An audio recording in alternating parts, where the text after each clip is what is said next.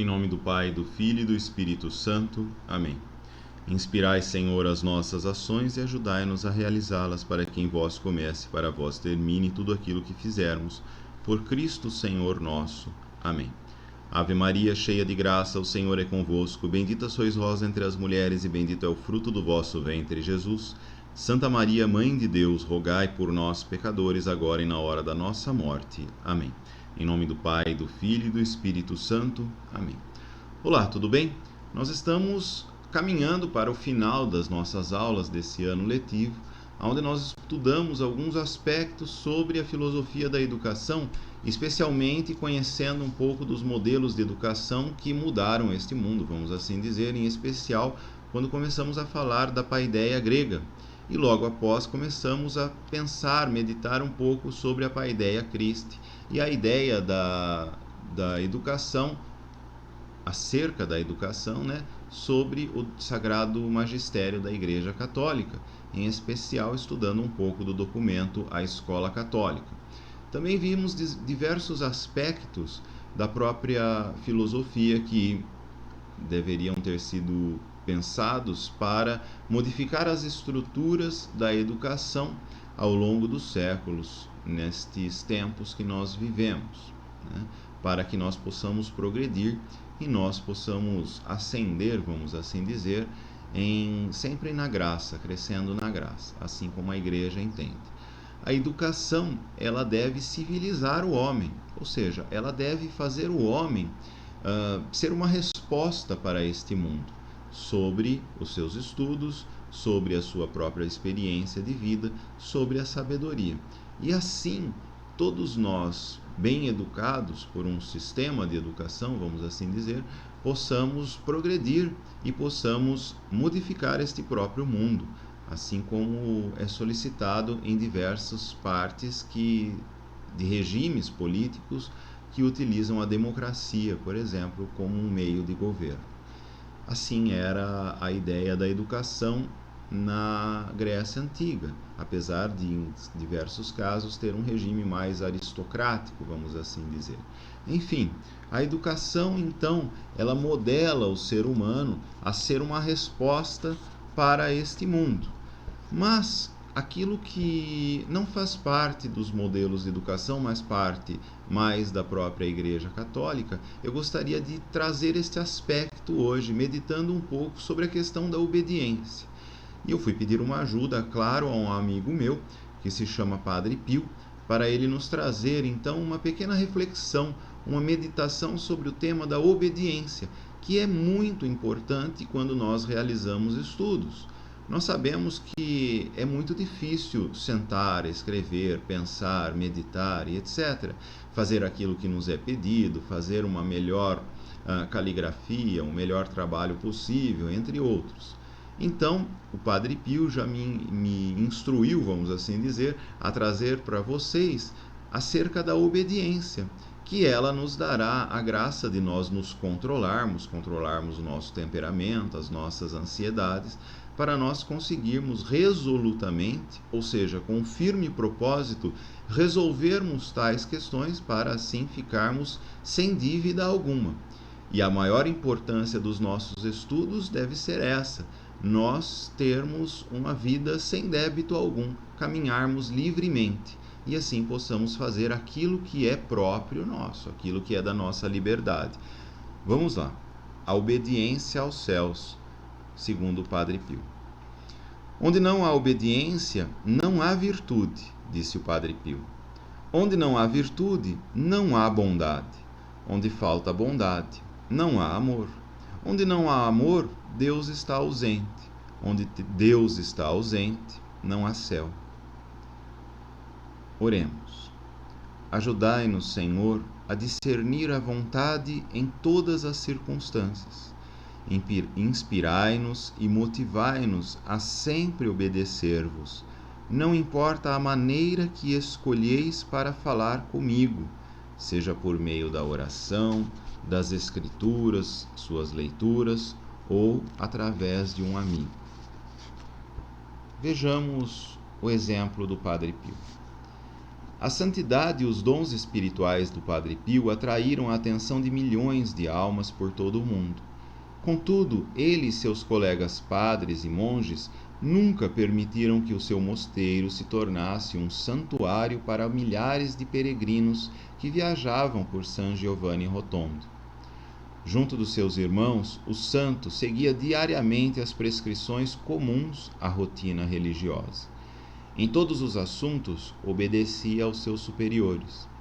Com efeito, mesmo quando a obediência era-lhe motivo de grande dor pessoal, Padre Pio obedecia.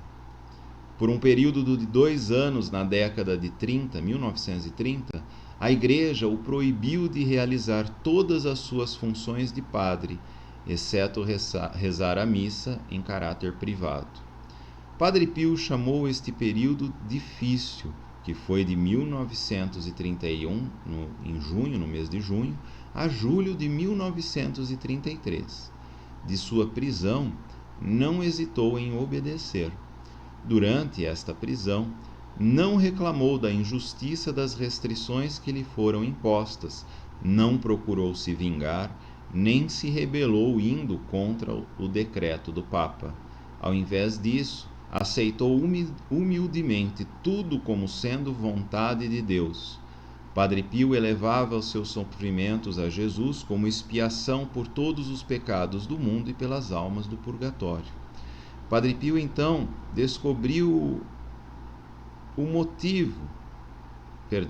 Padre Pio não descobriu o motivo que fizera o Vaticano estabelecer o edito até o dia 14 de julho de 1933, quando foi retirado. Foi quando os oficiais do Vaticano disseram a seus superiores no mosteiro que o decreto havia sido baseado em acusações falsas levadas ao Papa Pio XI por alguns prelados de renome. Recusando-se a fazer concessões no campo da obediência, Padre Pio demonstrou autêntica humildade. Durante o banimento de 2 anos, o santo não podia, por exemplo, receber visitantes. Meses depois do estabelecimento do decreto, um médico de Chicago decidiu viajar à Itália no intuito de estudar os seus estigmas. Passou 10 dias num navio rumo à Itália, seguidos de uma viagem de 30 horas de trem até San Giovanni Rotondo. Quando chegou ao mosteiro, pediu para ver o Padre Pio. Os monges disseram-lhe que ele estava proibido de receber visitantes. O médico insistiu, de modo que os monges foram ter com o Padre Pio e pediram-lhe que enviasse uma mensagem pessoal ao doutor. Retornaram com a seguinte mensagem: lamento que você tenha feito uma viagem tão longa em vão, mas sei que entenderá que um monge tem que obedecer. De acordo com um dos biógrafos do santo, essa resposta impressionou o médico americano de maneira mais profunda do que qualquer exame dos estigmas que ele o teria feito. Como o Padre Pio sabia, a obediência não raro significa e requer autossacrifício, coragem e generosidade. Da mesma forma que Jesus tomou sua cruz, também nós devemos todos os dias tomar as nossas cruzes e segui-lo. Da mesma forma que Jesus aceitou as suas angústias e o seu sofrimento em obediência ao Pai, também nós podemos fazê-lo, mesmo nos menores agravamentos e nas mínimas frustrações que deparamos todos os dias, tal como quando um motorista rude corta-nos à frente na estrada ou quando as crianças esquecem de tirar os sapatos sujos antes de entrar em casa. Recomendava Padre Pio: faça um esforço especial na prática da doçura e da submissão à vontade de Deus, não apenas quando se tratar de questões extraordinárias, mas também em pequenos eventos do dia a dia. E se acontecer de você falhar de alguma forma, humilhe-se, faça uma nova resolução, levante-se e continue. A obediência de Padre Pio a Deus foi posta a uma severa prova em 1918, meses antes de ele receber os estigmas visíveis. Desde a infância, espíritos maus o agrediam tanto física quanto espiritualmente, por vezes chegando a derrubá-lo da cama. Mas essa batalha espiritual pareceu chegar ao seu ápice nos meses anteriores ao surgimento do estigma. Durante os momentos agonizantes daquele ano, enquanto lutava para seguir o Senhor apesar das batalhas espirituais que tinha de enfrentar, frequentemente lamentava-se ao seu Pai Celestial, tal como Cristo fez na cruz. Deus, meu Deus, por que me abandonaste? Porém, assim como Cristo, no momento anterior à sua morte na cruz e em sua agonia espiritual, disse Pio humildemente a Deus: Pai, nas tuas mãos encomendo o meu espírito. Pio sabia de que todas as coisas em sua vida, fossem agradáveis ou dolorosas, eram permitidas por Deus para seu crescimento espiritual, bem como para o bem aos outros. Assim, era humilde, obediente.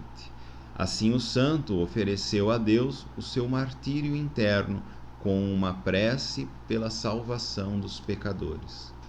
Uma carta datada de 4 de junho de 1918, destinada ao seu superior padre Benedetto Nardella de San Marco em Lamis, ilustra o incessante desejo que o padre Pio tinha em obedecer a Deus, mesmo durante suas batalhas espirituais. Implore aos céus por mim para que eu atinja a conformidade perfeita aos divinos e santos desígnios de Deus, e para que alcance a docilidade resoluta, constante e inabalável no que diz respeito à obediência, que é o meu único apoio em meio à tempestade violenta, a única tábua que consigo me agarrar neste naufrágio espiritual. Os sofrimentos de Padre Pio, fossem eles físicos, espirituais ou emocionais, ajudaram-no a ter empatia para com aqueles que buscavam seus conselhos. Um exemplo disso é a resposta que escreveu à queixa de uma de suas seguidoras, a qual disse que por vezes obedecer significava sofrimento. Vamos refletir um pouco sobre este exemplo de obediência inquestionável de Padre Pio. O que isto significa na sua vida?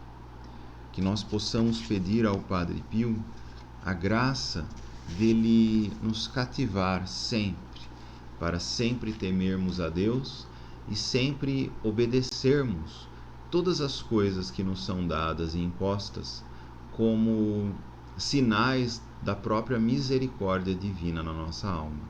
E assim nós possamos crescer de graça em graça até o encontrarmos no reino dos céus. Que Deus te abençoe. Até mais.